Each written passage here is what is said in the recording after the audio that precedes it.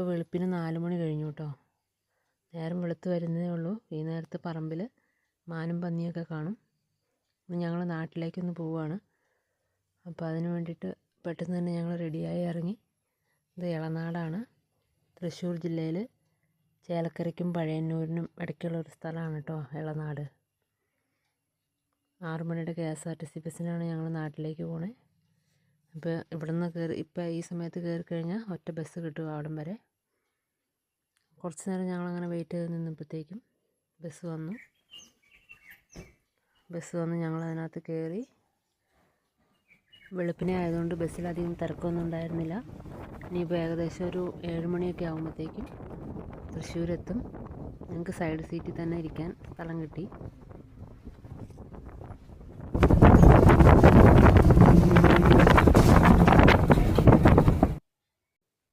ഇതായി കാണുന്നതാണ് Thrissur Nehru children's park. ഇനി ഇത് കഴിഞ്ഞിട്ടുണ്ടെങ്കിൽ വടക്കുന്നാഥൻ്റെ കിഴക്കേ നടയാണ്. കിഴക്കേ നടയിലാണ് എക്സിബിഷനൊക്കെ നടക്കുന്നത്. പൂരം സമയത്ത് എക്സിബിഷനൊക്കെ നടക്കാറുണ്ട് അവിടെ. ഇത് തേക്കിൻകാട് മൈതാനമാണ്. തേക്കിൻകാട് മൈതാനം കഴിഞ്ഞിട്ടുണ്ടെങ്കിൽ വടക്കുന്നാഥൻ്റെ തെക്കേ നടയാണ്. തെക്കേ നട തുറന്നിട്ടാണ് പൂരം വിളംബരം, അതുപോലെ തന്നെ പൂരത്തിൻ്റെ കുടമാറ്റമൊക്കെ നടക്കുന്നത് വടക്കുന്നാഥൻ്റെ തെക്കേ നടയിലാണ്.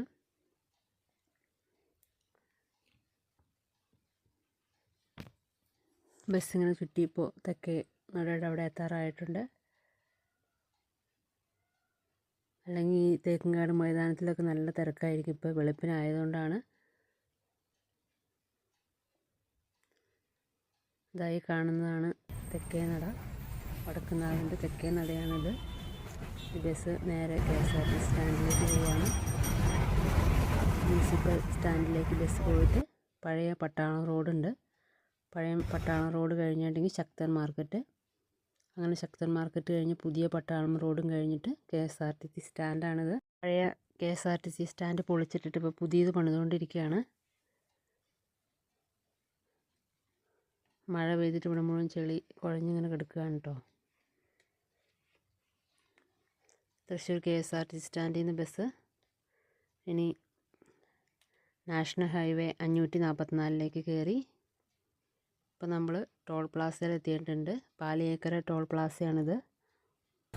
വണ്ടി പോയിക്കൊണ്ടിരിക്കുന്നത് നാഷണൽ ഹൈവേ 544 കൂടെയാണ്. സേലത്തിനും കന്യാകുമാരിക്കും ഇടയ്ക്കാണ് 368 കിലോമീറ്ററുള്ള ഈ റോഡ്.